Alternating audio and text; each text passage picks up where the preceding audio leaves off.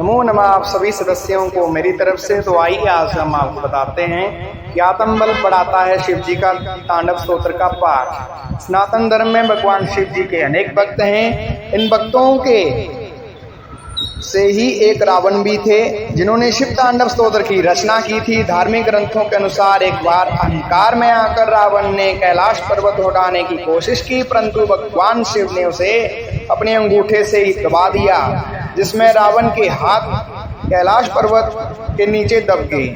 दर्द से कहराते रावण ने उसी समय भगवान शिव के लिए शिव तांडव स्तोत्र की रचना की। इस रचना में 17 श्लोक हैं। रावण ने इस स्तोत्र को भगवान शिव के समक्ष गाया, जिससे भगवान भोलेनाथ प्रसन्न हो गए। क्या है शिव जी तांडव स्तोत्र के फायदे और विधि, आइए जानते हैं। शिव तांडव स्तोत्र के फायदे और विधि।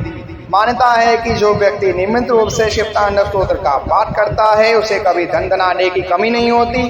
नियमित रूप से शिव तांडव का स्तोत्र का पाठ करने से साधक का आत्मबल मजबूत होता है, चेहरा तेजमय होता है और साथ ही साथ उत्कृष्ट व्यक्ति तत्व की प्राप्ति होती है। शिव तांडव स्तोत्र की विधि विधान से पाठ करने से मनुष्य को वाणी की सिद्धि की प्राप्ति हो सकती है। भगवान भोलेनाथ नृत्य, चित्रकला, लेखन, योग, ध्यान, समाधि आदि सिद्धियों को प्रदान करने वाले देवता हैं। इसलिए शिव तांडव स्तोत्र का पाठ करने से इन सभी विषयों में सफलता प्राप्त होती है। ये भी माना जाता है कि शिव तांडव स्तोत्र का पाठ करने से कुंडली में लगे काल सर्प दोष, शनि के बुरे प्रभाव और पितर दोष जैसी समस्याएं से भी छुटकारा मिल सकता है।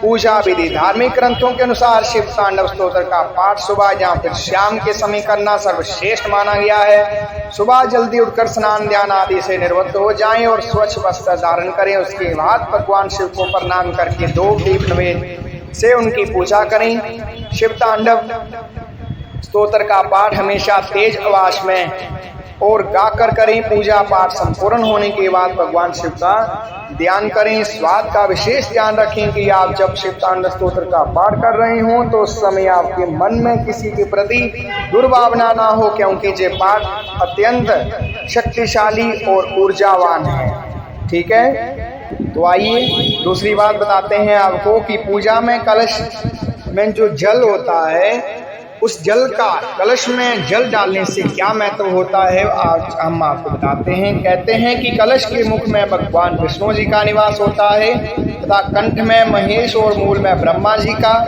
कलश के मध्य में देवियों शक्तियां, मात्र शक्तियां निवास करती हैं। इसलिए पूजा करते समय कलश और देवी देवताओं की शक्ति, तीर्थ स्थान आदि का प्रतीक मानकर स्थापित किया जाता है। शास्त्रों के बिना जल के कलश को स्थापित करना शुभ माना गया है। पूजा के बाद कलश का क्या करें? कलश के ऊपर रखे नारियल की बात करें तो उस पर माता की विशेष कृपा होती है। ऐसा माना जाता है कि नवरात्रि में उपरांत अगर इस नारियल को लाल कपड़े में लपेटकर आप पूजा स्थल पर रखते हैं तो आपके लिए विशेष तौर पर फलदायी साबित होता है। कलश के ऊपर नारियल रखते समय इन बातों का जरूर ध्यान रखें। आइए जानते हैं कौन सी बातें हैं। कलश के ऊपर जब हम नारियल रखते हैं तो हमें उसे खास तौर पर ध्यान रखना चाहिए कि नारियल का मुख हमेशा साधक की तरफ होना चाहिए। नारियल का मुख हम उस हिस्से को कहते हैं जिस वह नारियल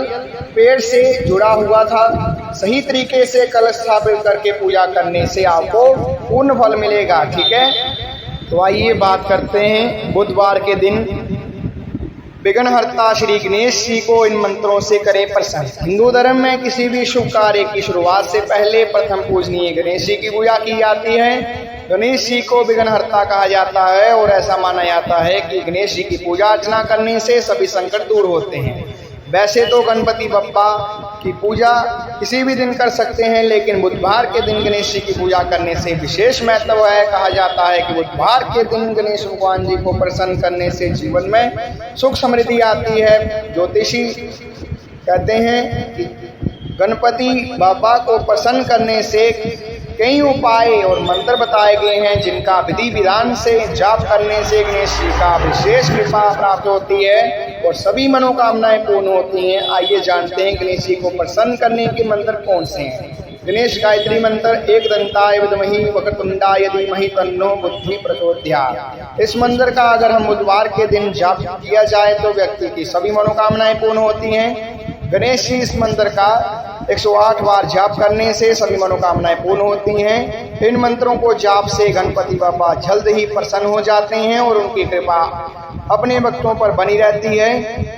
अगर 11 दिन तक प्रतिदिन गणेश गायत्री मंत्र का जप किया जाए तो व्यक्ति भाग्य उदय हो जाते हैं। और गणेश कुबेर मंत्र ओम नमो गणपते कुबेराय जेग त्रिको फट स्वाहा। हिंदू मान्यताओं के अनुसार अगर बुधवार को कोई भी व्यक्ति गणेश कुबेर का मंत्र का जाप करता है तो आर्थिक तंगी से उसे छुटकारा मिल सकता है। इस मंत्र के निमित्त जप से व्यक्ति को कर्ज से मुक्ति मिल सकती है और धन के नए स्रोत भी बन सकते हैं। ठीक है, आप सभी खुश रहें, स्वस्थ रहें, व्यस्त रहें, मस्त रहें, ऐसी हम मनोकामना करते हैं।